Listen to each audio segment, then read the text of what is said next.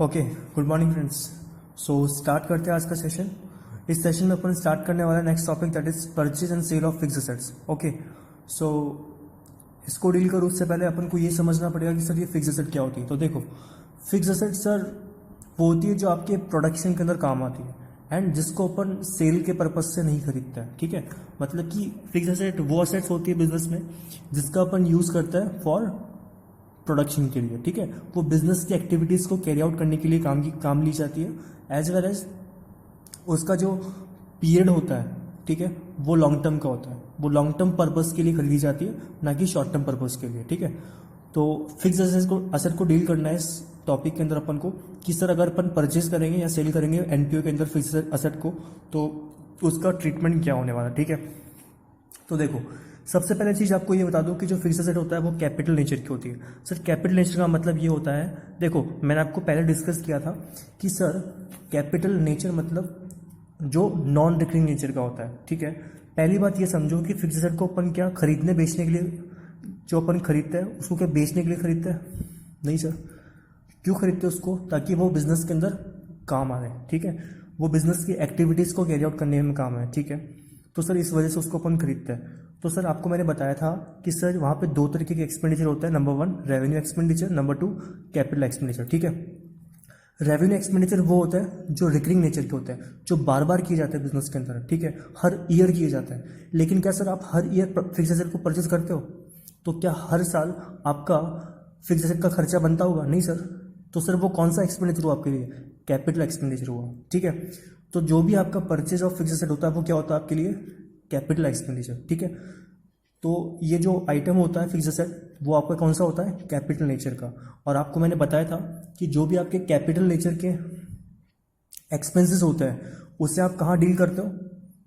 Balance sheet में, income expenditure account में। Sir balance sheet के अंदर। ठीक है, तो hence it is shown on the balance sheet, asset side में शो करते हैं इसको बैलेंस शीट के अंदर। ठीक है, दूसरी चीज़ सर अगर अपन कोई एसेट परचेज कर रहा है तो क्या सर उसको कभी इनकम एंड एक्सपेंस अकाउंट में शो ही नहीं करेंगे क्या? क्या वो अपना एक्सपेंस का पार्ट नहीं बनेगा? सर बनता है।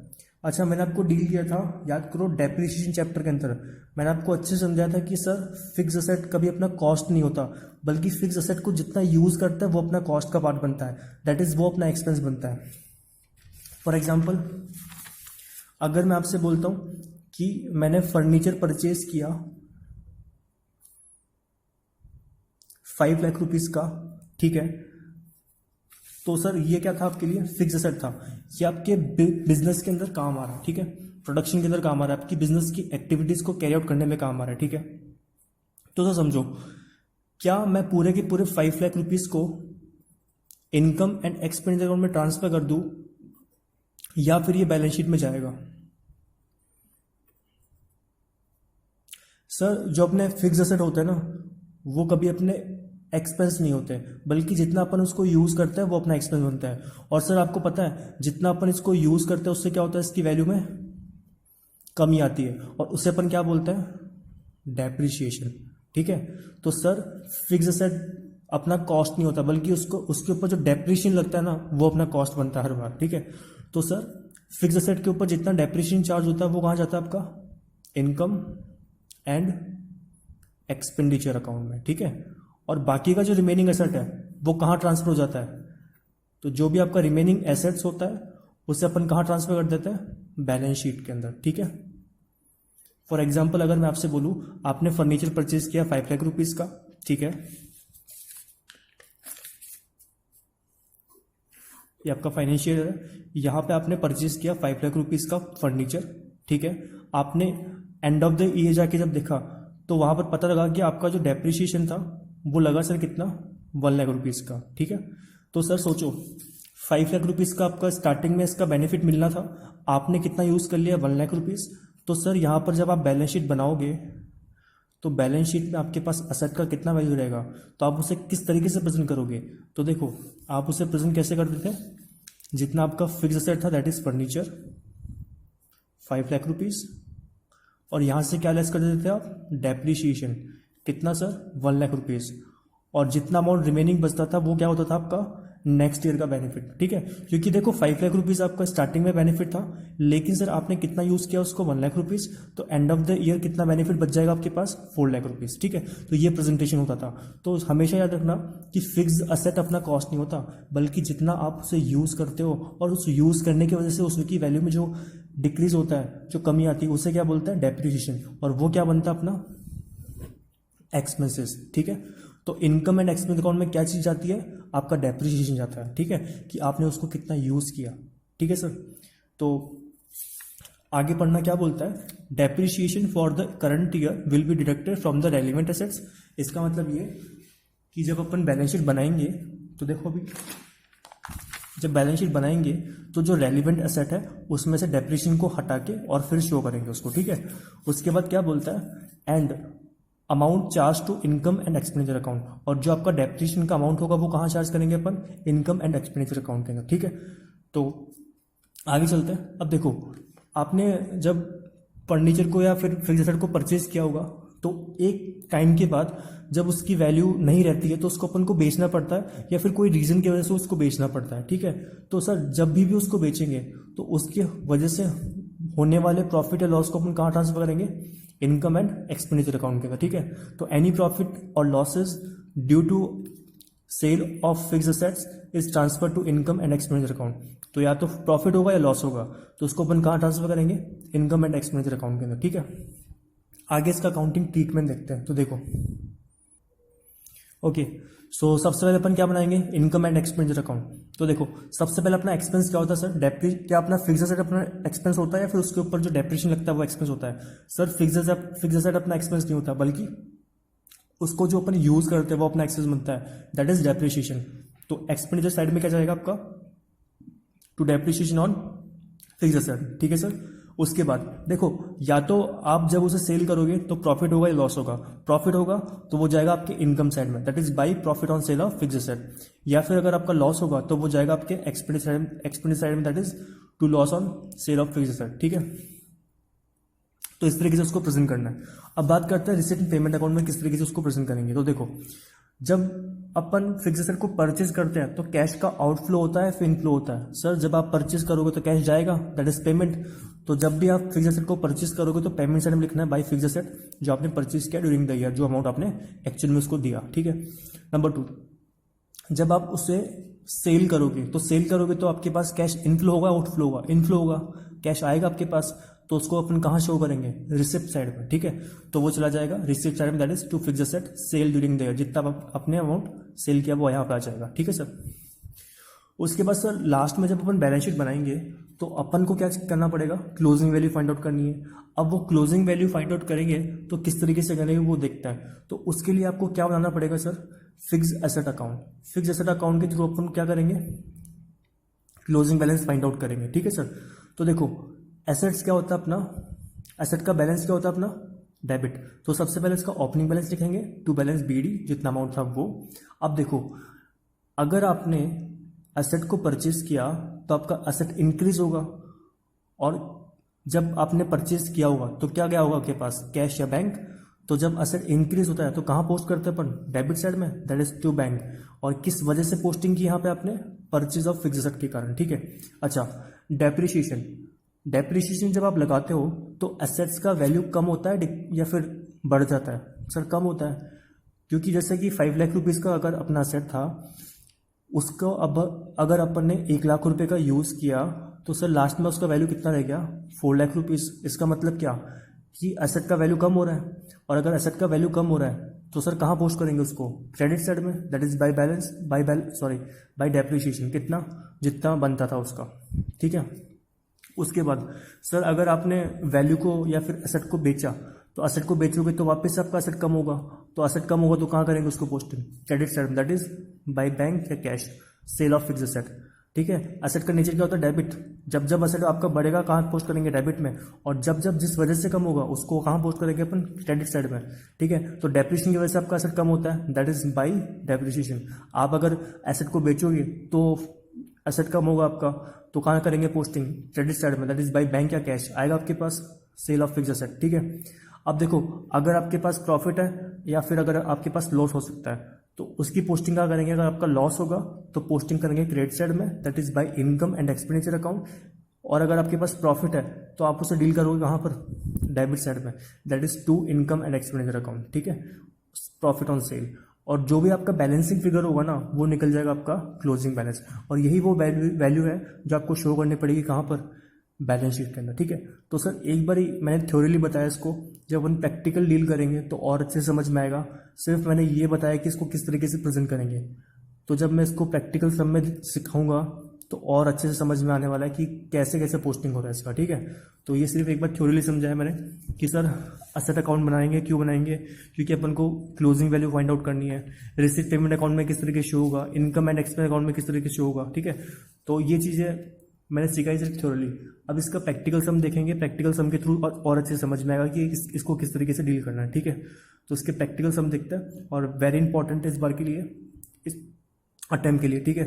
तो इसके सम देखते हैं, ठीक है। ओके, सो एग्जांपल नंबर 1 देखो, book value of furniture of on 1 April 2018 is ₹1,00,000, ठीक है। ये बोलता है कि सर आपके पास 1 अप्रैल 2018 दैट इज आपका ओपनिंग ईयर है, ओपनिंग डेट है, ठीक है। तो उस दिन पे आपके पास कितना असर पड़ा था फर्नीचर का, ₹1,00,000 का वैल्यू था आपके पास, ठीक है। That is book value. Book value मतलब कि जो बैलेंस शीट में एग्जिस्ट कर रही है वैल्यू, ठीक है। उसके बाद बोलता है कि half of the furniture is sold at loss of 15% on opening value on 30th September 2018. Rate of depreciation is 20% per annum. How the above items will be shown income and expenditure account and in the balance sheet on that day. Okay, समझना sir. देखो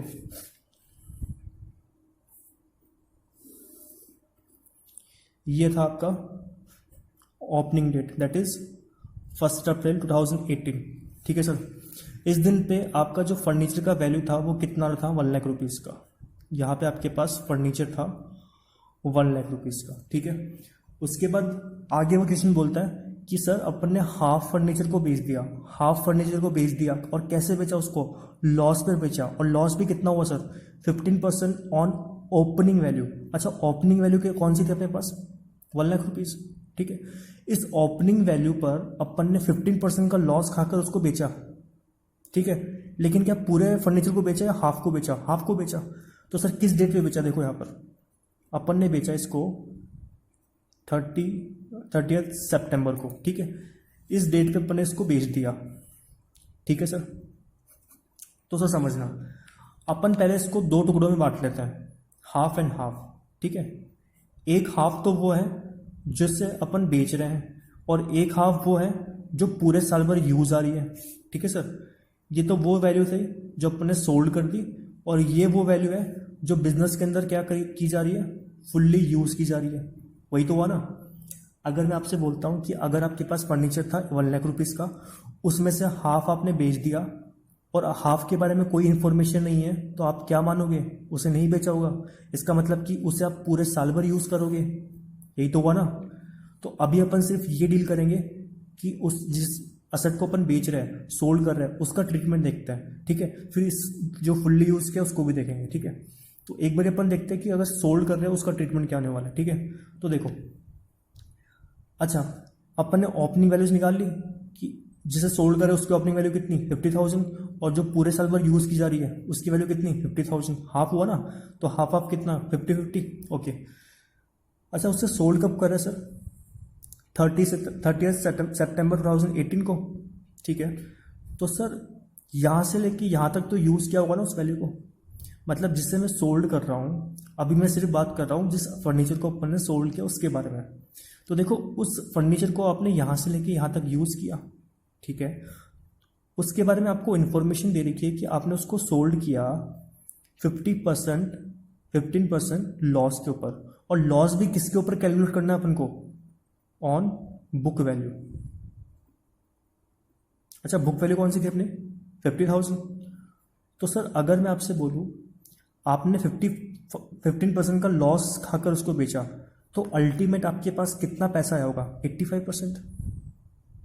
यही तो हुआ ना। सोचो, अगर पूरा 100% का वैल्यू था, उसमें से आपको कितना कम मिला, 15%, ये तो लॉस हुआ आपका।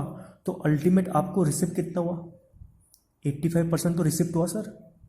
ठीक है, तो सर अब आप यहाँ पर ये फाइंड आउट कर सकते हो कि आपने उसको बेचा कितने पे होगा, सेल कितने पे किया होगा। तो देखो उसका बुक वैल्यू कितना, 50,000। उससे मिलने वाला पैसा कितना, पूरा 100% पैसा मिल रहा है या सर 85% ही पैसा मिल रहा है? सोचो ना, अगर वहाँ पर आपका बिल्कुल ना तो लॉस होता ना प्रॉफिट होता, तो आपको 100% पैसा मिल जाता। लेकिन आप उसे कैसे बेच रहे हो, लॉस पे। इसका मतलब कि क्या आपने उससे 100% पैसा रिसीव कर लिया या कम पैसा रिसीव किया? सर कम किया। कितना रिसीव किया? सिर्फ 85%। तभी तो आप बोल सकते हो कि सर मैंने 15% लॉस पे बेचा उसको। अगर मैं आपसे बोलता हूँ कि कोई चीज़ 100 रुपये की थी और मैं आपसे बोलता हूँ कि उसको 15 रुपये लॉस पे बेचा, तो सर कितने पे बेचा होगा उसको? 85 पे बेचा। ठीक है, तो सर वही तो अपन फाइंड आउट कर रहे हैं कि उस 85% से कितना मुझे मिला। ठीक है, तो सर अगर 50,000 रुपीज़ अपने पास एसेट का वैल्यू था, उससे बेच रहा हूँ मैं 85% पे, तो सर कितना वैल्यू आ गया होगा इसका? अगर मैं वापस बोलता हूँ, ओके, सो अपन 50,000 का 85% निकाल लेंगे और 85% इसका मतलब ये होगा कि सर आपको इतना पैसा उससे रिसीव हो रहा है। ठीक है, तो सर एक बार वापस से पूरे क्वेश्चन को मैं डील कर रहा हूँ, अगर नहीं समझ में आया तो वापस देखना। देखो क्वेश्चन आपसे बोलता है कि आपके पास स्टार्टिंग में 1,00,000 रुपीज़ का असेट था, उसने ऐसा बोला कि उसमें से हाफ को क्या कर देता है, 30 सितंबर को बेच देता है। ठीक है, तो अपन ने हाफ ऑफ उसकी बुक वैल्यू को सेपरेट कर लिया कि 1,00,000 का हाफ होता है 50,000, 1,00,000 का हाफ होता है 50,000। अब सर उसने हाफ के बारे में कुछ नहीं बोला, अगर रिमेनिंग हाफ के बारे में कुछ नहीं बोला तो अपन क्या मानेंगे कि फुल्ली ईयर ऑफ उसको यूज़ किया। तो सर हाफ को अगर बेचता है तो पहले आपको ये पता करना पड़ेगा कि उसको कितने रुपए में बेच रहा है। तो अगर मैं बोलता हूँ कि इसका जो वैल्यू था वो 100% था, और अगर वो ऐसे बोलता है कि जब उसको बेचा तो मुझे 15% का लॉस हुआ, तो सर अगर उसका 100% वैल्यू था, अगर उसमें से 15% आपको कम मिला तो अल्टीमेट कितना मिला, 85%। अब वो बोलता है कि 85% किस पे मिल रहा है, बुक वैल्यू पे। और बुक वैल्यू कौन सी थी आपकी, ये तो थी। अगर टोटल बुक वैल्यू 1,00,000 रुपीज़ थी, उसमें से हाफ बुक वैल्यू कितनी, 50,000, तो बुक वैल्यू का 85% मिल रहा है आपको। तो बुक वैल्यू का 85% जब निकालेंगे तो वो हो जाएगा सर आपका कितना, 42,500। ठीक है, ये आपका इतने लॉस पे आपने बेचा। ठीक है, अब एक चीज़ समझना सर, आपको जो एग्जैक्टली लॉस निकालना है, अब ये पता कैसे लगेगा कि आपने लॉस लॉस हुआ कितना एग्जैक्टली। ठीक है, तो वो पता कैसे चलेगा, आप अगर कोई वैल्यू आपको पता होगी तभी तो आप कंपेयर कर पाओगे ना कि सर इसकी वैल्यू कितनी थी आज, तभी तो पता लगा पाऊंगा कि एग्जैक्टली लॉस हुआ कितना मेरा। ठीक है, ये तो सिर्फ आपको वैल्यू दे रखा था कि सर इतना आपको रिसिप्ट हो रहा है पैसा। ठीक है, जब जिस बंदे को अपन ने बेचा, उस बंदे ने बोला कि सर मैं आपको पैसा दूंगा कितना, 85% दूंगा। ठीक है, बुक वैल्यू का। तो वो तो मैंने फाइंड आउट कर लिया कि इतना पैसा मुझे मिल रहा है।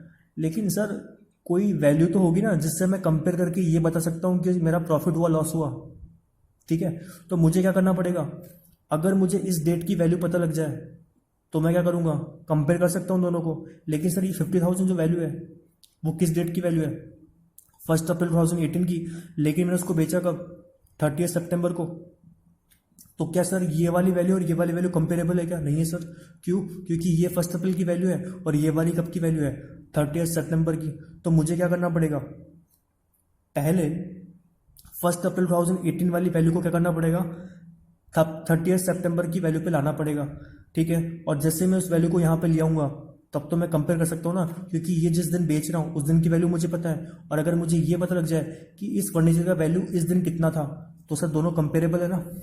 ये वाला वैल्यू दैट इज जितना पैसा मुझे मिला और कितने का था वो उस डेट पे, अगर वो मुझे पता लग जाए तो मैं कंपेयर कर सकता हूँ। ठीक है, अगर मैं आपसे बोलता हूँ कि सर इस फर्नीचर का वैल्यू स्टार्टिंग में कितना, 50 का, यहाँ पर था वो 40,000 का, या फिर मानते हैं 45,000 का था। ठीक है, वापस समझना, अगर मैं आपसे बोलता हूँ कि 1 अप्रैल 2018 को हाफ फर्नीचर जिसको मैंने बेचा उसका वैल्यू कितना, 50,000 पता है मुझे।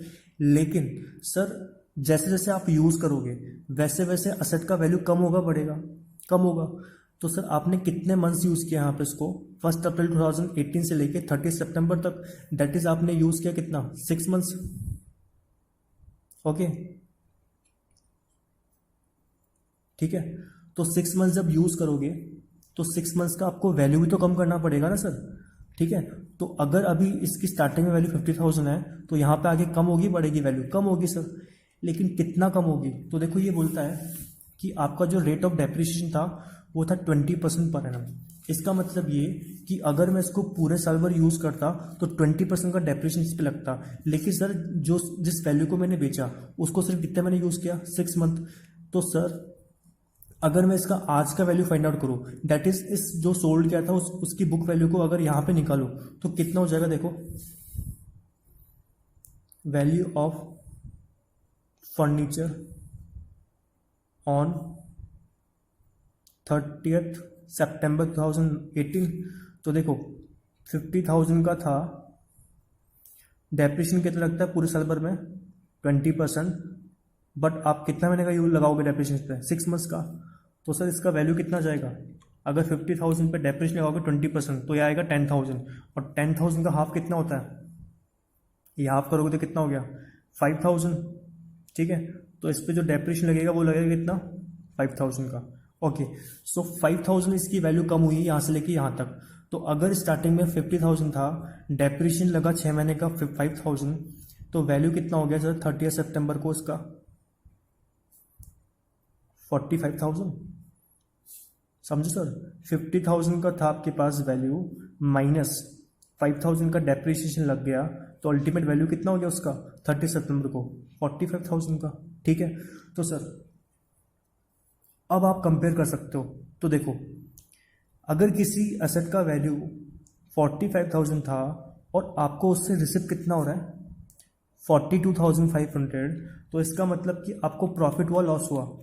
सोचो सर, अगर आपका वैल्यू 30 सितंबर 2018 को 45,000 का था, उससे होने वाला जो रिसिप था वो कितना था 45,500, तो सर आपको लॉस हुआ प्रॉफिट हुआ? लॉस हुआ, क्योंकि इसका वैल्यू इतना था ना 45,000, आपको कम मिल रहा है, कितना मिल रहा है 42,500, तो लॉस कितना 45,000 माइनस 42,500, दैट इज 2,500 का लॉस हो गया आपको। ठीक है, और ये लॉस कहाँ शो करेंगे अपन? इनकम एंड एक्सपेंडिचर अकाउंट में, एक्सपेंडिचर साइड में। ठीक है, इस तरीके से आपको शो करना है। अच्छा, अब आपको एक चीज़ और शो करना है, दैट इज डेप्रिसिएशन। ठीक है, सोचो सर, जब मैं डेप्रिसिएशन को शो करूंगा तो सर एक वैल्यू तो थी अपने पास जो पूरे साल भर यूज हुई, तो सर इस 50,000 पे तो पूरा का पूरा डेप्रिसिएशन चार्ज होगा ना, क्योंकि यहां से लेके इसको यहां तक यूज किया, दैट इज 31 मार्च 2090 तक यूज किया उसको, तो इस पे तो पूरा का पूरा डेप्रिसिएशन 20% चार्ज होगा। लेकिन इस पे कितना चार्ज होगा? सिर्फ 6 मंथ्स का जो अपने चार्ज कर दिया, कितना आया था 5,000। ठीक है, तो अब मुझे इसके ऊपर डेप्रिसिएशन कितना लगता है वो चार्ज करना है, और टोटल डेप्रिसिएशन लगा देंगे इसके ऊपर। तो देखो कैसे निकलेगा ये। देखो, फर्नीचर था अपने पास 1 लाख रुपीज का, उसमें से एक पार्ट ऐसा था जिसे सोल्ड कर दिया, एक अभी भी रिमेनिंग बचा हुआ था। ठीक है, जिसे सोल्ड किया उस पर डेप्रिसिएशन लगाया था अपन ने कितना? सिर्फ 6 मंथ का, और डेप्रिसिएशन का रेट कितना 20%। तो इस पे जो डेप्रिसिएशन चार्ज हुआ कितना हुआ 5,000 का, जो अपन ने अभी फाइंड आउट किया। रिमेनिंग एसेट कितना था अपने पास 50,000 का। क्या इसे मैंने 6 मंथ यूज किया था? नहीं सर, इसे तो पूरे साल भर यूज किया था, तो इस पर तो पूरे साल का डेप्रिसिएशन चार्ज कर देंगे, दैट इज 20% से। तो कितना हो जाएगा सर ये? अगर इससे 20% चार्ज करेंगे 10,000। ठीक है, तो टोटल डेप्रिसिएशन कितना हो गया आपका 15,000 का। ठीक है, और इसे कहाँ शो करेंगे अपन? इनकम एंड एक्सपेंडिचर अकाउंट में। ठीक है, तो ये दो चीज़ें अपन को शो करनी थी। ठीक है, इसके अलावा सर अब मुझे एक अकाउंट बनाना पड़ेगा, दैट इज फर्नीचर अकाउंट। क्योंकि फर्नीचर अकाउंट बनाने की नीड इसलिए क्योंकि मुझे लास्ट में ये पता करना है कि मेरा क्लोजिंग वैल्यू कितना रहा है एसेट का। ठीक है, तो वो देखते हैं। ओके, सो अपन को दो चीज़ें शो करनी है यहाँ पर, दो चीज़ें अपन ने फाइंड आउट करी। नंबर 1 डेप्रिसिएशन, डेप्रिसिएशन कितना निकालता अपन ने दोनों असेट का, एक तो वो असेट जिसे अपन ने बेचा, एक वो असेट जो पूरे साल भर यूज की हुई, दैट इज 15,000। ओके, दूसरा सर अपन को लॉस हुआ था, loss on sale of furniture. ठीक है, फर्नीचर को बेचने पे लॉस हुआ था, कितना लॉस हुआ था अपना 2,500 का। ठीक है, तो ये दो चीज़ें अपन को प्रेजेंट करना था सिर्फ इनकम एंड एक्सपेंस अकाउंट में। ठीक है, उसके बाद अपन को बनाना है बैलेंस शीट, क्योंकि इसने बोला है कि आपको बैलेंस शीट बना के दिखाना है, ठीक है। तो बनाते हैं बैलेंस शीट। ओके, सो अपन को फिक्स एसेट का वैल्यू पुट करना है यहाँ पर, दैट इज फर्नीचर। अच्छा सर, फर्नीचर का वैल्यू कौन सा शो हुआ है यहाँ पर, क्या गिवन है आपको? नहीं गिवन है। तो सर मैंने आपको बताया था कि जब भी आपको क्लोजिंग वैल्यू पता करना हो आपके फिक्स एसेट का, तो आप कौन सा अकाउंट बनाओगे? Fix asset account, that is furniture account, ठीक है। तो यहाँ पर फिक्स एसेट कौन सा अपना? फर्नीचर। तो यहाँ पर अपन बनाएंगे फर्नीचर अकाउंट, ठीक है। तो फटाफट से working note number 1 that is furniture account बनाते हैं। उसके थ्रू अपन पता करेंगे कि फर्नीचर का वैल्यू कितना जाने वाला है यहाँ पे। ओके, सो सबसे पहले देखो फर्नीचर क्या होता है अपना? एसेट्स। एसेट का अपने पास ओपनिंग बैलेंस कितना गिवन है 1 अप्रैल को? 1 लाख रुपीज़ का। ओके, सो अपन पुट कर देंगे डेबिट साइड में, क्योंकि एसेट का बैलेंस क्या होता है? Debit to balance BD. कितना सर? 1 लाख रुपीज़। ओके, आपसे दूसरी चीज़, आपने हाफ एसेट को बेचा, ठीक है। हाफ एसेट को जब बेचा तो कितने में बेचा सर? आपको पैसा कितना मिला? 42,500 रुपीज़ का, ठीक है। देखिए सर, आ गया। ओके, सो जब आपने उसको बेचा था तो बेचने पर आपको पैसा कितना मिला बैंक से? ये आपको पैसा मिला 42,500 रुपीज़ का, ठीक है। तो आप शो कर दोगे कहाँ पे इसको? अच्छा, असेट को जब बेचोगे तो आपका वैल्यू कम होगा, असेट का बढ़ेगा, कम होगा सर फर्नीचर। और फर्नीचर का क्या होता है अपना? Asset debit balance. अगर कम होगा तो कहाँ पोस्ट करेंगे? क्रेडिट साइड में, दैट इज बाई बैंक। कितना आया था? 42,500। ओके, दूसरी चीज, सर आपको लॉस हो रहा है, तो लॉस होगा तो कहाँ पुट करेंगे उसको? क्रेडिट साइड में, दैट इज बाई। देखो पहले यूज करते थे अपन profit and loss account, but यहाँ पर profit loss account book record नहीं करेंगे, क्योंकि अपन एनपीओ की अकाउंटिंग कर रहा है। तो उस केस में यहाँ पर जो बुक करेंगे वो कहाँ करेंगे इसको record? Income and expenditure account में। Income and expenditure account. कितना सर? ये आया था आपका, अगर उसका वैल्यू था कितने का? इसका वैल्यू था सर अपने पास 45,000 रुपीज़ का, ठीक है। 30 सितंबर 2018 को इसका वैल्यू था 45,000 का। उसको आपने बेचा कितने पे? 42,500 पे। तो इसका मतलब कि आपको लॉस कितना हो गया? 2,500। अच्छा, इसका जब आप टोटल करोगे तो टोटल कितना आना चाहिए आपका? जो वैल्यू आ रहा था आपका 30 सितंबर को, ठीक है। मतलब कि जो आपको बैंक से पैसा मिला वो प्लस लॉस, इन दोनों का वैल्यू क्या आ जाएगा आपका? जो वैल्यू 30 सितंबर को एग्जिस्ट करा था, दैट इज 45,000, ठीक है। तो दोनों मैच करेगा, ठीक है। दूसरी चीज, आप डेप्रिसिएशन भी तो चार्ज करोगे पूरे साल भर का, और पूरे साल भर का डेप्रिसिएशन कितना निकाला आपने? डेप्रिसिएशन कितना था सर आपका? आपके पास 2 सेट थी, ठीक है। एक जो आपने सोल्ड किया वो, और जो आपके पास रिमेनिंग थी वो, ठीक है। तो सर जो आपने सोल्ड किया उस पर डेप्रिसिएशन लगाया था आपने 6 मंथ्स का, दैट इज 5,000 रुपीज़। और जो आपने सोल्ड नहीं की तो आपने पूरे साल भर यूज़ की, और उस पर डेप्रिसिएशन कितना लगा आपका? 20% पूरा, दैट इज 10,000। तो टोटल डेप्रिसिएशन कितना? 15,000 का। तो इसे अपन कहाँ ट्रांसफर करते थे? इनकम एंड एक्सपेंडिचर अकाउंट के अंदर। लेकिन सर डेप्रिसिएशन की वजह से आपका जो फर्नीचर का वैल्यू है वो कम होगा बढ़ेगा? कम होगा। तो कहाँ पोस्ट करते थे इसको अपन? क्रेडिट साइड में, दैट इज बाई डेप्रिसिएशन। कितना सर? 15,000, ठीक है। तो सारी की सारी वैल्यूज पुट कर दी। अब लास्ट में अपन क्या निकाल लेंगे? बैलेंसिंग फिगर से इसका closing balance, that is balance CD. तो सर पहले टोटल लगाते हैं। तो टोटल ज़्यादा किसका रहा है अभी? डेबिट का, दैट इज 1 लाख रुपीज़। इस 1 लाख में से आप इसको लेस करोगे तो बैलेंसिंग वजह से क्या जाएगा आपका? 1 लाख में से 45,000 ये चला गया, माइनस 15,000। तो आपके पास जो वैल्यू निकल के आएगा वो आ जाएगा सर कितना? 40,000, ठीक है। तो इस तरीके से आप फाइंड आउट कर सकते हो क्लोजिंग बैलेंस ऑफ फर्नीचर, ठीक है। इसका ये प्रेजेंटेशन वाइज बताया मैंने, एक लॉजिकल वे भी है। लॉजिकल वे से आप देखोगे तो सिंपल है, देखो समझना। अगर मैं आपसे बोलता हूँ कि सर आपके पास 2 असेट थी, मतलब असेट तो एक ही थी लेकिन उसको आपने 2 टुकड़ों में बांट दिया, ठीक है, फर्नीचर को, ठीक है। 50,000। अगर 50,000 को बेच दिया तो सर क्या एग्जिस्ट करेगी ये वाली वैल्यू? नहीं करेगी, ये तो वैसे चली गई ना। अब बची कौन सी वैल्यू? 50,000 वाली। तो सर ये 50,000 वाली जो बचेगी वो लास्ट तक बचेगी यहाँ पर, क्योंकि इसको पूरे साल भर यूज़ किया। तो सर इसी यही तो वैल्यू जो है जो बैलेंस शीट में शो होगी आपकी, ये तो हो नहीं सकती क्योंकि इसे आप बेच दिए, ठीक है। तो 50,000 का असेट था अपने पास। सर इस पर्टिकुलर असेट के ऊपर आपका डेप्रिसिएशन कितना बनता था? 10,000 रुपीज़ का। तो सर 50 माइनस 10 इजिकल टू कितना? 40,000, ठीक है। तो आप इस तरीके से प्रेजेंट कर सकते हो उसको, लेकिन बेस्ट वे है इसका कि आप फर्नीचर अकाउंट बना के इसे प्रेजेंट करो, ठीक है। तो फर्नीचर कितना जाएगा आपका? 40,000, क्योंकि सर स्टार्टिंग में जो हाफ बची थी वो कितनी थी? 50,000 की। उस पूरे पे डेप्रिसिएशन चार्ज किया 10,000 का, तो अल्टीमेट लास्ट में कितना बच गया? 40,000। ओके, सो इस तरीके से इसको प्रेजेंट करना है।